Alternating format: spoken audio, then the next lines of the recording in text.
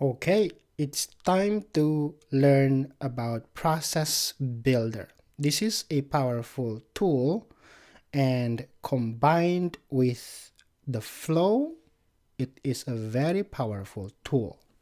So it's best to explain how Process Builder work by diving into it. Okay, so let's just dive into our Trailhead playground.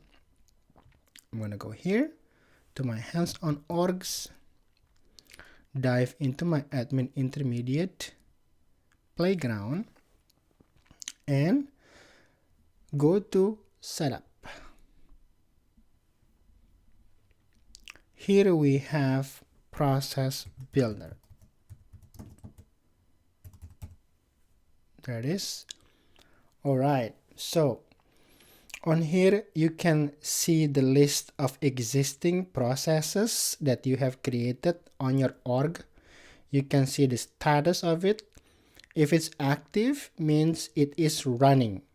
You can also set it as inactive. For example, this is the Trailhead challenge we did. We can also change this to inactive by deactivating it like that. So we can deactivate a process like that. If I go back, and here again, Process Builder.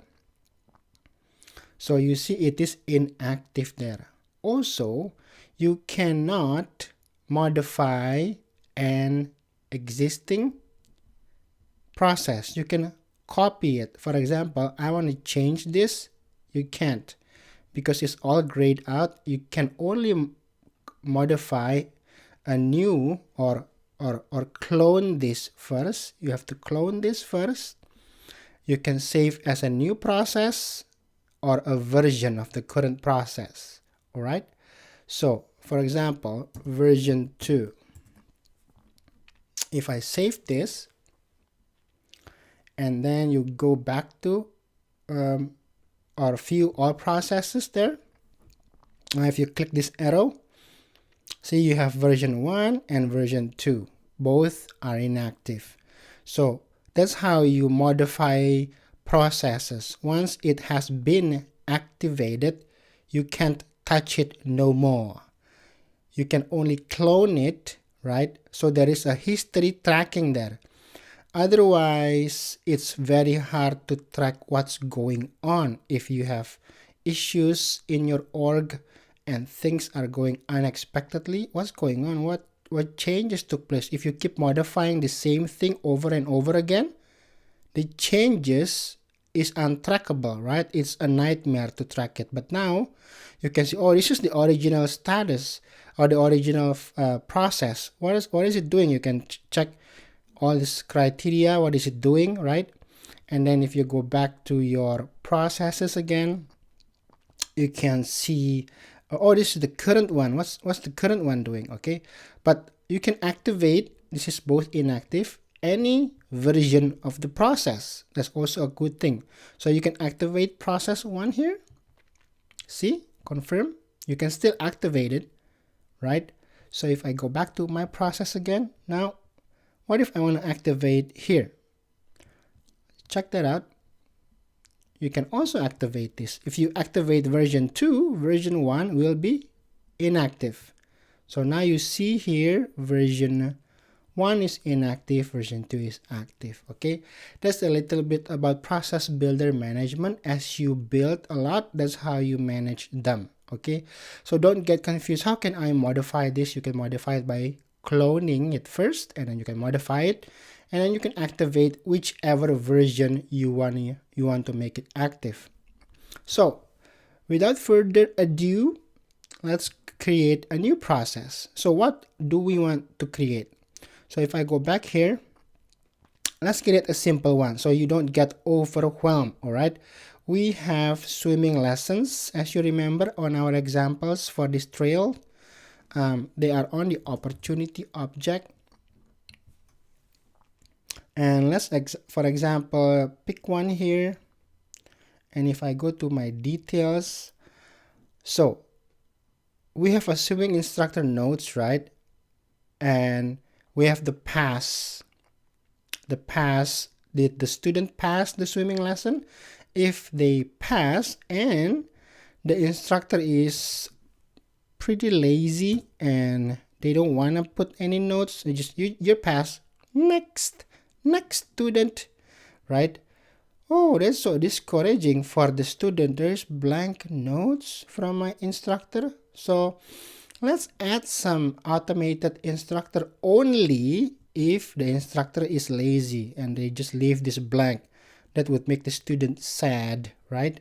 So let's go ahead and do that. All right, so if I go back to my process builder, passing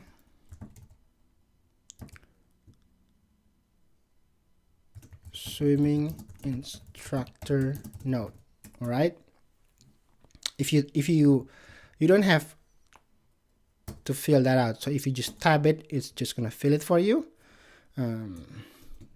Generate standard note when the student passes a lesson but there was no note from instructor, lazy instructor. So the process starts when a record changes. That is when this swimming kids or this opportunity record changes, right? They make the checkbox and then they save it, so it changes. That's what we are going to use. All right, so it can also be a platform event message, or it's invoked by another process. So let's not get overwhelming. I'm just gonna pick this and we can discuss that later on, probably on admin advanced or developer trails. Okay, so I'm gonna hit save here. So first off, we want to choose what object are we going to be working on, right? So we are going to work on the opportunity object because this is an opportunity object, right? The swimming lessons are the opportunity object. So simply choose opportunity. You can just type here and it will search for you opportunity object. It has some warnings because Salesforce encourage to create only one process for each object, but we are going to ignore this best practice for now. But the best practice is for one object to be managed by one huge process. Okay, so you can manage it and will not trip on limits and things like that. But don't worry about this for now. But that's a best practice to only create one big process for one object. That's the best practice. Okay, so I want to start the process not just when it's created, but when a record is created or edited. Why? Because if I edit this, it's not a new record, right? It's edited. So I want the process to trigger when it's being edited. So I'm going to choose that. And here recursion allow process to evaluate a record multiple times in a single save operation. So when selected, the process can evaluate the same record up to 6 times in a single save operation. The process re-evaluates the record if other automation updates the record within the same save operation. For example, the record can be updated by a flow, process action, workflow action, or Apex trigger. So for this particular example, we don't want that. But if you have a complicated process and other things firing when this is safe, you might want to do that. Okay, so let's keep it simple for this example. I will not check that off and I'm going to save. So we have the opportunity object. Now we want to add the criteria. When will this trigger? Right? When swimming, or let's make it simple, when there is no note and student pass. All right, so the conditions are met. So when will this trigger happens? We have conditions. Conditions is, first, the opportunity what? Pass field, the pass field, right? The opportunity pass field is true. True means checked. Like right now, if I go back here, this is true. If it's blank like this, that is false. That is a checkbox value. False, true, right? False, true, false, true, false, true. You get what I mean? Okay, go back here. So if it's true, the student passed, but then what? The notes, instructor notes is blank, equals maybe formula. Oh, not the formula. I'm just gonna global constant, empty string. Okay, it's blank. They are not putting any notes. The instructor was lazy. Okay, so the pass is true. They pass, but there is no note. It's blank. So for blank, you use equals global constant, right? And then choose empty string. So this is the operations you can choose. Equal, does not equal, start with, ends with, contains, is null, is changed. This changes based on a field. For example, if I add the field to amount, this is just an example, okay? I'm not going to actually use this. Now, equals, you have greater, less than, less or equal. You don't have that choice here, right? Why? Because this is a currency or number field. So the operator is adjusted based on what kind of field are you working with. Got that? So I'm just gonna take this out for now. So this is the field, and the operator, and then the type, right? The type. You can choose field reference, meaning another field. If the other field is equals what? The value of the other field, and then it will trigger. Okay, but for now I'm gonna use Boolean true. All right. So okay, let's continue before I start to confuse you, because there's pretty much unlimited possibilities just from this part alone, on what you can do, how you can decide when this will trigger. Okay, but for now, stick your mind to just these two. Don't go around and what about this, what about that. Okay, so field, if the pass equals true, check, and the swimming instructor doesn't leave a note, it's blank, right? It's empty, that will trigger. So conditions, you can use an and or you can customize the logic. And means both conditions are met, right? This is met, it's true, and it's also empty, both are met. If you choose an or, if it's true or it's empty, either is true, then it will trigger. For this condition, we want to be and. Or you can also customize the logic. Like if you have 10 rows here, you can do 1 and, for example, 2 or 3 or 4, right? And so forth. Okay, so I'm just going to choose and advance here. Do you want to execute the action only when specified changes are made to the record? Only if it changes here. For now, I'm just going to leave it blank. But if you check yes here, let's see. When you select yes, the actions are executed only if the record meets the criteria right now, but the values that the record had immediately before it was saved didn't meet the criteria. So for example, it was false and then it changes to true, right?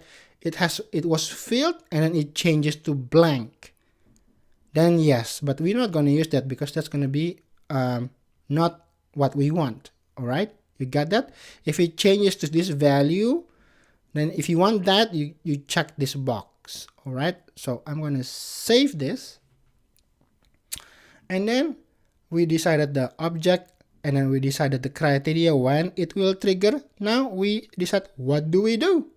What do we do if this happens? So if this happens, we want to update the record. So you can do a whole bunch of things. You can execute Apex code, create a record from any object, not just the opportunity. So for example, if this is true, you want to create a record, like create another swimming lesson, you can. The next one automatically. You want to send an email alert, you want to execute a flow post to chatter, do another process, quick actions, do a quip integration, send a custom notification, submit for approval, and lastly, update the records which we want to do. Okay, add instructor notes. What is the record type? Of course, the same thing. So select the opportunity record that started your process. You can also select a record related to the opportunity.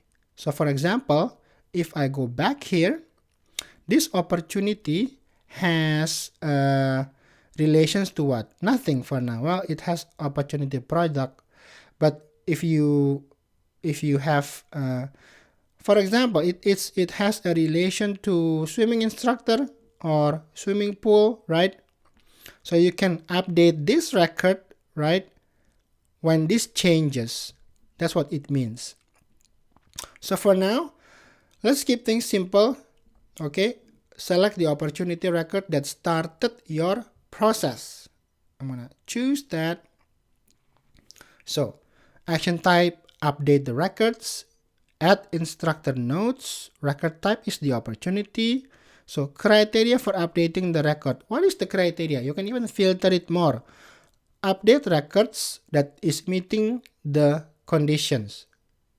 Add another filter. You can do that, but let's keep things simple. Don't get you overwhelmed already. Now we just want to add the instructor notes. Okay, so notes string equals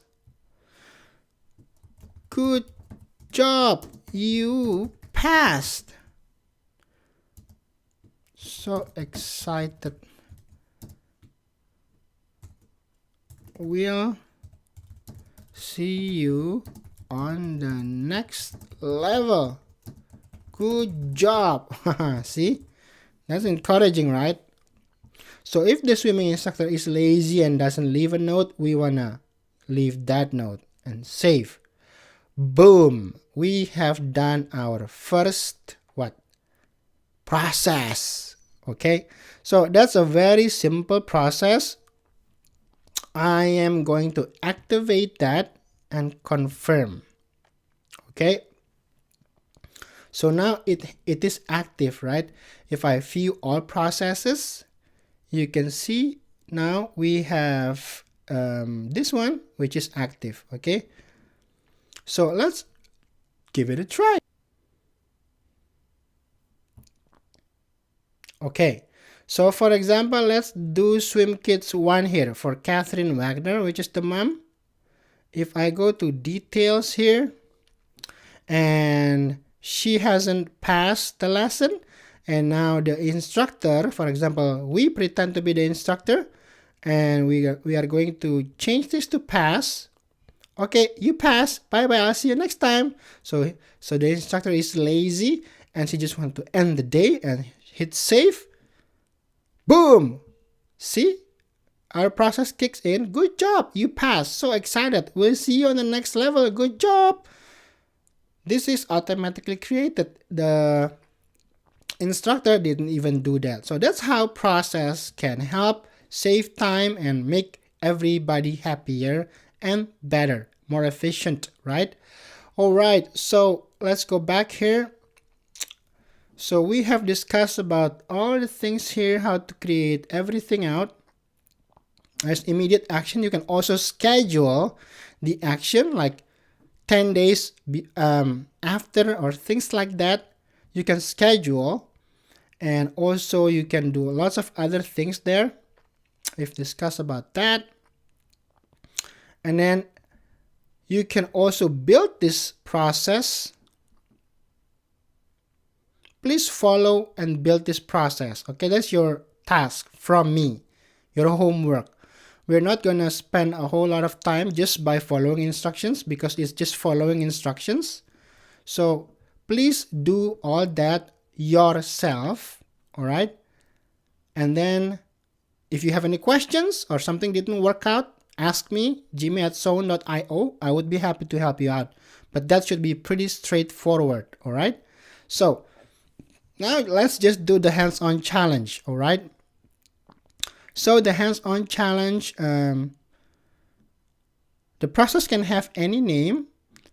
The process must have update records action that updates contact mailing address fields. When the parent account shipping address field values are updated, the process must be active.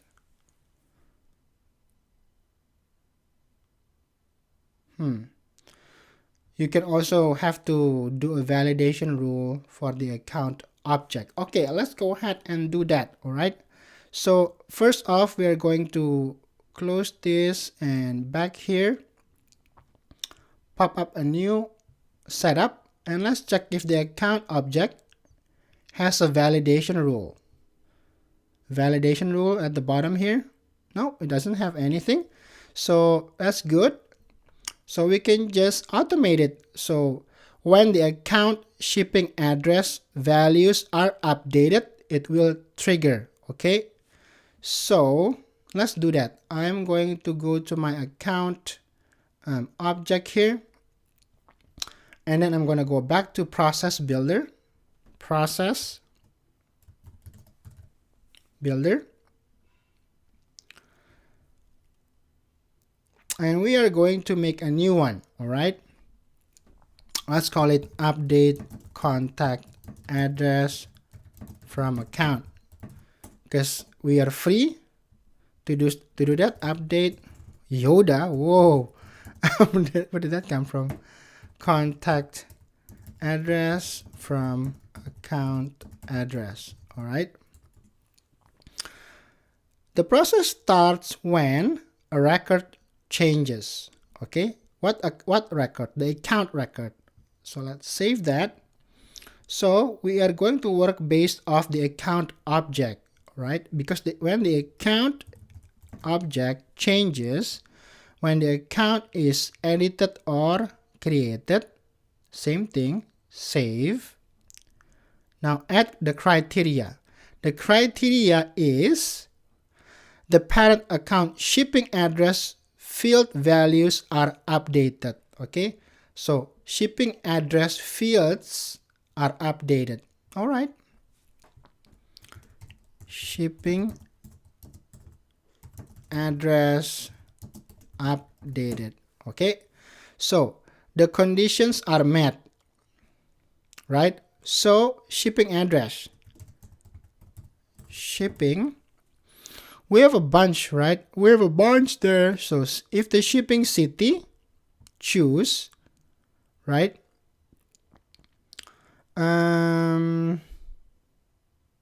Yeah. Shipping city not is change. Okay, is change is when it's changed. Okay, so true. Add shipping what? Shipping country, same thing, is change. Pretty cool, right? There's an is change operator, so if that field is change, it's true. Shipping, what else? Latitude, longitude, state, province is change, true. Oh, this is cool. This is a good example. Shipping, because we're going to use the or now. Okay, shipping street, choose. No, I was distracted. Is change, true. Do we have more of the shipping field?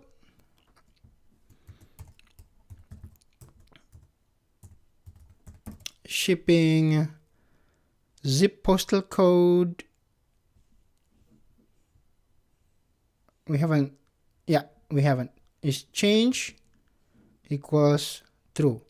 So now this is wrong. If we choose and, so everything has to be changed, right? Then it's going to trigger.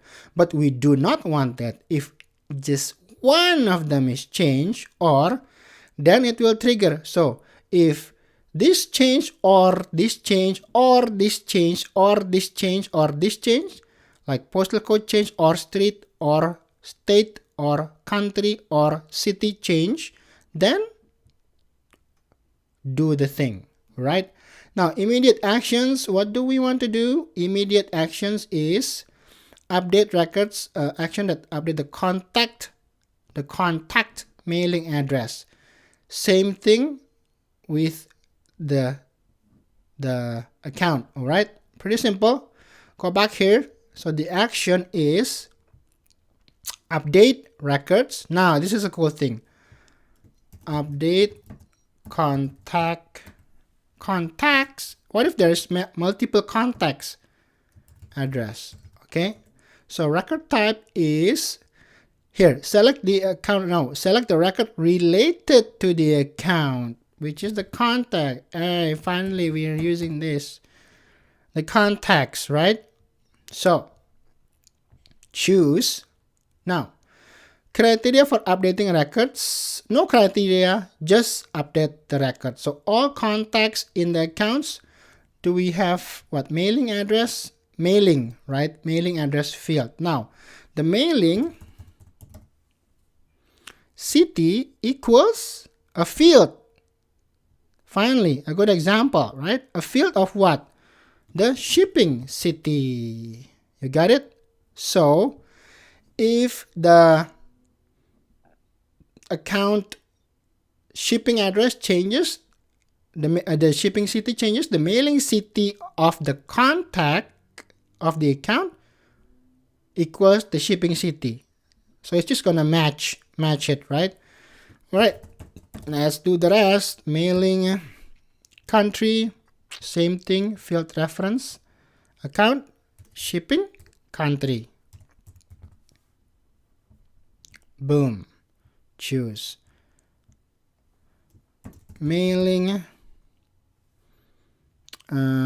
zip postal code, a field reference, go to account, shipping, postal code, zip postal code. Another one, mailing province or state, field reference, account, shipping, state, province, choose. It's quite a bunch, right? That's how you build the process. Now, mailing, after state, province, we have street, which is important. Field reference is account, shipping, street. Now, an important advice, when you're building this kind of process, make sure you double check, triple check. City, country, postal code. I'm comparing left and right here, right? Left and right has to match. Shipping state, mailing state there. Shipping street, mailing street. So you have that, right? So update the records, update all the contacts on the account. What to update? Match all the mailing stuff to the shipping stuff from the account and save. And then once you've done that, you have to activate, okay? Remember to activate the process. Then you have to test it. What if something doesn't work as you expected, okay? So let's test it out. So for example, I'm going to list my accounts here. Accounts. So we have Cornelia Johnson. And let's see, Susan Johnson have to change. Okay, so if the account is Cornelia Johnson and billing address is changed to, unit 2, right? Right. So unit 2, if I save, so I just changed it, right? I just add unit 2. Now Cornelia, which is the related, not Cornelia, Susan and Cornelia both should have the same address. Wait, it doesn't change it yet. The mailing and oh, my bad, we have to update the shipping. Remember that. So the details, shipping here. Shipping, for example, we are going to match the shipping, right? Because it has to be shipping. So when testing, remember you update the shipping, okay? Billing country, I don't know where Garnby is. Let's just type ON. The country is Canada. Okay, now I save. Remember it's shipping, okay? Shipping address. I save that shipping address. And now we go to, this is the account, shipping address. It's just changed. Now if I go to my related and I go to Susan and details, there, the mailing address, it's there. Okay, so the rule works. So remember, when you test it, it is on the shipping address of the account. It should update the mailing address of the contact. So that's how the process works. Pretty cool, right? Now we are very sure that this is done. I am going to get my points, and there's an unlimited possibility on how you can do with what you can do with processes. So don't get overwhelmed. You just have to dive in, and as you go with your Salesforce journey and experience and create that 100 processes, you just get the hang of it, like you know what to do. So this is giving you the foundation, the basics, but you have to keep practicing doing. Okay, as you go through this Trailhead journey, I will give you assignments and other things to do, so you have a lot of hours, a lot of air time, so to speak. All right, so let's get the points for now, and I will see you on the next trail, which is Flow Builder. Exciting. Bada bing, bada boom. Boom. Come on, boom. I'll see you in the next one.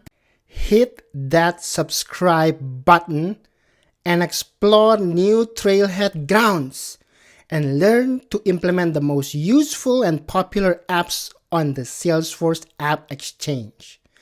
And do yourself a favor, like this video, and you'll be surprised on how much more you understand when watching this same video after liking it. Don't take my word. Watch this one more time after you like the video and see it for yourself.